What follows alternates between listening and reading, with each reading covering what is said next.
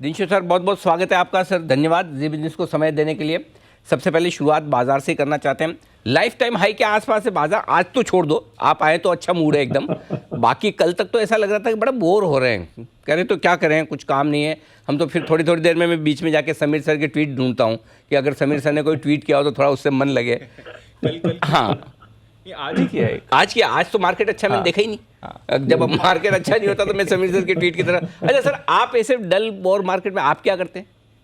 जी अनुज जी, धन्यवाद आपके शो पे आमंत्रित करने के लिए। सही। हमारे लिए मार्केट कभी डल नहीं होता है। हम तो हमेशा लगे रहते हैं, ढूंढते रहते हैं, कोई ना कोई स्टॉक मिल जाए जो अच्छा लग रहा हो, जी जो हमें पसंद हो, तो वो सब करते रहते हैं। तो हम डल नहीं होते हैं। बिल्कुल सर। मेरे को बाद में ट्वीट के टाइम देखने का टाइम भी नहीं मिलता है। बिल्कुल सर, वो ऐसा ही होता है। समीर सर तो आपके घर के हैं तो आप नहीं देखते हैं। बाहर वाले तो इंतजार करते हैं, हमारे जैसे लोग, कब सर ट्वीट करेंगे, कब सर ट्वीट करेंगे, जल्दी से देखें, बड़ा मजा आता है। लेकिन एक्चुअली ना उनके ट्वीट की खास बात ये है, मतलब बिना लाग लपेट के जो दिल में आता है वही लिखते हैं। मतलब एकदम राइट फ्रॉम द हार्ट, एकदम मतलब कहीं कोई मतलब मिलावट नहीं, शुद्ध खालिश उनके जो विचार है एकदम वही आते हैं। इसलिए हम लोग उन्हें इतना प्यार देते हैं, पसंद करते हैं। अच्छा सर बताएं, अब थोड़ी सुस्ती दूर होने के संकेत तो दिख रहे हैं, कैसे देख रहे हैं आप बाजारों को, क्या डायरेक्शन क्या है सर?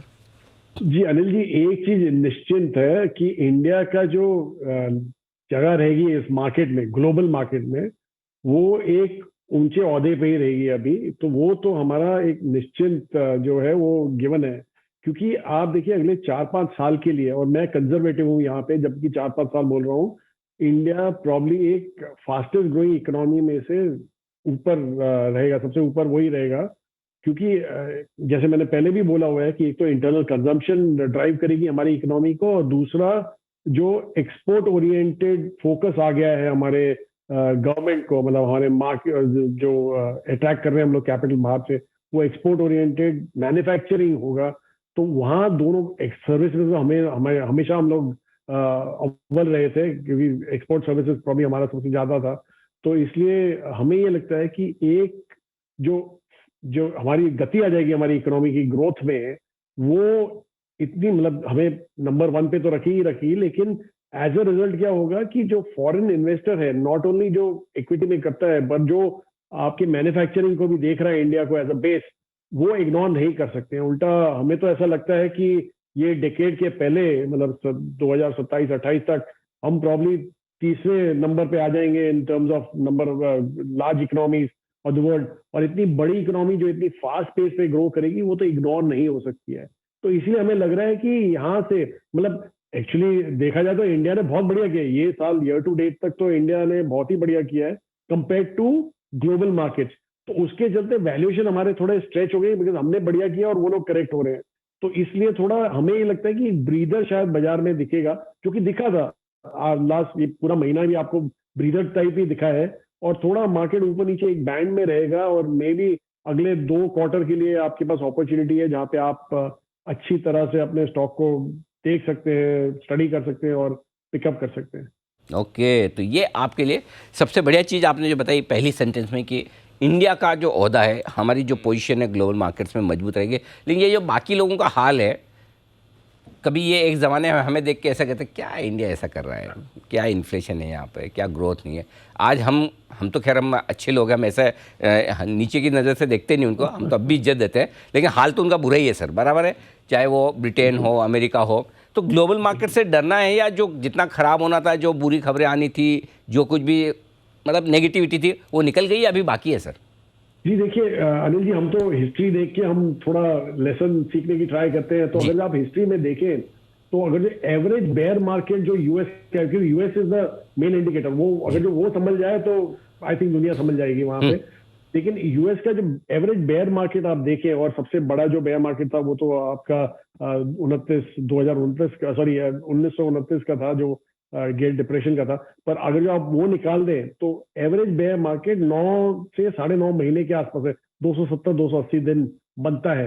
तो अगर जो वैसा है तो वो तो ऑलरेडी हो गया। और जो एवरेज ड्रॉप आप देखते हैं यूएस में ये ओवर दिस पीरियड, अगेन वो ग्रेट डिप्रेशन का फेज निकाल दे, वहां पे तो 85% करेक्शन हुआ था। तो अगर जो वो निकाल दे तो अराउंड 29-30% दिखता है। तो वो ऑलरेडी नैस्डैक में तो आपको दिख गया है, S N P somewhere there. तो इसलिए हमें ऐसा लग रहा है कि bulk of the problems are over. तो आगे चल के थोड़ा स्टेबिलिटी आना चाहिए, और वो स्टेबिलिटी तभी आएगा जब यूएस एक बार बोलेगा अच्छा जी हमारे अभी इंटरेस्ट रेट हो गए, जितने बढ़ाने थे बढ़ा दिए, और वो हमें लग रहा है 5% के लेवल पे होंगे, जो 1.75 दूर है अभी ऑलरेडी, अभी भी दूर है। तो इसलिए हमें लग रहा है कि थोड़ा ये 2 क्वार्टर है जहां संभलना चाहिए, और उसके बाद तो अगर जो बाजार दुनिया संभल गई तो इंडिया तो चली जाएगा पक्का। बिल्कुल परफेक्ट। तो ग्लोबल आउटलुक आपके सामने आता दिख रहा है अब सर, क्योंकि आप इंडिया पे काफ़ी पॉजिटिव हैं, बुलिश है, आज से नहीं हमेशा से रहे, लाइफ टाइम हाइपर मार्केट भी है। बैंक्स आपके हमेशा फेवरेट रहे, रोज़ नया रिकॉर्ड बना रहा है, वो हम कहते हैं कि वो सरगई बुबका की तरह 32-33 वर्ल्ड रिकॉर्ड खुद के ही अपने अपने तोड़ रहा था वो, वैसे ही हाल बैंक निफ्टी का भी है। बताएं सर, कहाँ पैसा लगाना है? जी हम तो जैसे आप संजीव बुका, अच्छा आपने एग्जाम्पल दिया। तो पोल वॉल्टर हुआ करते थे रशिया के, तो हमेशा अपना ही रिकॉर्ड तोड़ते थे। ये बहुत अच्छा स्टेटमेंट दिया, मैं यूज करूंगा जी अगली बार। प्लीज सर जी।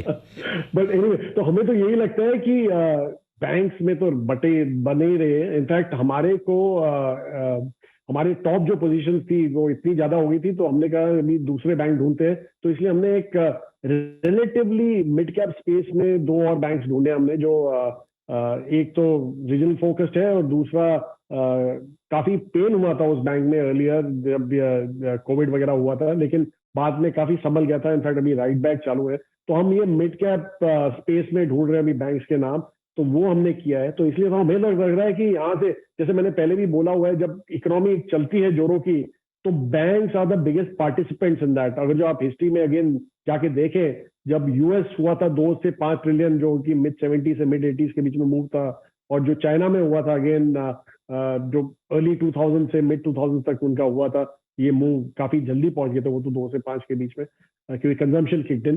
तो वहां पे आप देखें तो banking space, NBFC sorry BFSI space, वो काफी चली थी जोरों की। तो हमें तो ये लग रहा है कि यहाँ पे जितना हो उतना कम है शायद हमारे पास। तो इसलिए हम काफी डटे हुए हैं ये सेक्टर में। और दूसरा जो मैंने बोला कि इकोनॉमी चलती है तो कंजम्पशन से ही चलती है, और वो कंजम्पशन एक तो बैंकिंग एनबीएफसी वगैरह सब फंड करते हैं, तो कंज्यूमर स्पेस ऑल्सो वहां पे भी हमें काफी दिख रहा है, लेकिन वो डिस्क्रिशनरी स्पेंड ज्यादा होते हैं। लाइक स्टेपल्स में ज्यादा ग्रोथ नहीं दिखती है, मेनली डिस्क्रिशनरी में दिखती है, बिकॉज आपकी जो इनकम लेवल्स होती है वो बढ़ती रहती है as economy growth, per capita income. तो वो अगर जो बढ़ती है तो डिस्क्रिशनरी स्पेंड ही ज्यादा होते हैं। सो इसलिए हमें वहां पे भी काफी तेजी दिख रही है। ओके, तो ये इंटरेस्टिंग चीज़ें हैं जहाँ पर आपको अभी भी एक्शन भरपूर दिख रहा है। कुछ ऐसी चीज़ें हैं जहाँ थोड़ा सावधान सतर्क रहने की ज़रूरत है सर? जी हमें एक्चुअली एक्सटर्नल फेसिंग जो सारी थीम्स है, वहां पे थोड़ा आपको सावधानी बरतनी पड़ेगी, क्योंकि ग्लोब, जैसे हमने बोला कि दुनिया बराबर नहीं कर रही है। तो इसलिए जहां पे भी आपको, जैसे आईटी सेक्टर है जो कि टोटली डिपेंडेंट है ऑन यूएस का ग्रोथ या यूरोप का ग्रोथ। यूरोप तो आपने देख ही लिया है, उसको तो इन्फ्लेशन से जूझते हुए बहुत टाइम लगने वाला है। तो इसलिए वहां पे तो नॉर्मली 25 से 30% जो रेवेन्यू आईटी कंपनीज का वो यूरोप से आता है, यूके से पर्टिकुलरली आता है।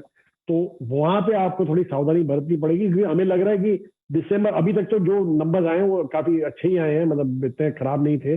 पर जो आप फैक्टर्स देखेंगे उसमें, जो इंडिकेटर्स होते हैं, जैसे रियलाइजेशन मूव अप हो गई है, फिर नेगोशिएशंस एक्सटेंड हो गई है फॉर बिगर डील। तो ये सब जो ट्रेंड्स होते हैं वो जरा थोड़ा बेरिश की तरफ इंडिकेट करते हैं, बेरिशनेस की तरफ।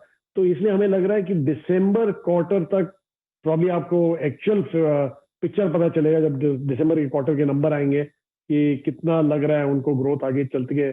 तो इसलिए लग रहा है कि वो वहां से दूर रही है, क्योंकि एनीवे वैल्यूएशन भी 30-35% ज्यादा ही है प्री कोविड लेवल से। तो it's better to stay away from that sector. तो ये है आपके लिए पूरा का पूरा आउटलुक बाजार और सेक्टर्स पर। अब सर बताएं, किस तरह के बदलाव आप अपने पोर्टफोलियो में कर रहे हैं, अगर वो बता सके सर? जी तो हमने, जैसे मैंने बोला कि आपको, कि हमने तो आईटी पूरा ही निकाल दिया, हमारा तो जीरो एक्सपोजर है, वो ओ आपके पहले इंटरव्यू में ही बोला था हमने। पर उसके चलते हमने क्या किया, दूसरा वो कि हमने एक तो बैंकिंग, जैसे मैंने बोला, नए आइडियाज वहां पिक आउट किए थे, तो वो सेक्टर में हमने डाले हैं, जो पैसे जनरेट हुए, सॉरी। और दूसरा जो कंज्यूमर सेक्टर है, कंज्यूमर स्पेस है, वहां पे भी डिस्क्रिशनरी में हमने एक आइडेंटिफाई किया था थीम अप्रैल मई में, जो हम बोलते थे कि aspirational discretionary spend, aspirational luxury, वो वहां पे आइडिया जनरेट करते रहते हैं और वहां पे हम इन्वेस्ट करते रहते हैं। तो ये दो अगर जो आप सेक्टर देखेंगे तो ये दो अकेले ही हमारे पास करीबन 80 से 85% वेट होगा इस सेक्टर का। कैश हमारे पास बहुत कम है, 2-2.5% कैश है, वो भी बिकॉज एक आइडिया निकाला था तो दूसरे आइडिया की वेट कर रहे हैं। Otherwise we are fully invested. Done sir, बहुत ही बढ़िया। बहुत बहुत धन्यवाद दिनशो सर समय देने के लिए। जल्द आपसे फिर मुलाकात होगी। आज के लिए बहुत बहुत शुक्रिया आपका सर। धन्यवाद। Thank you sir.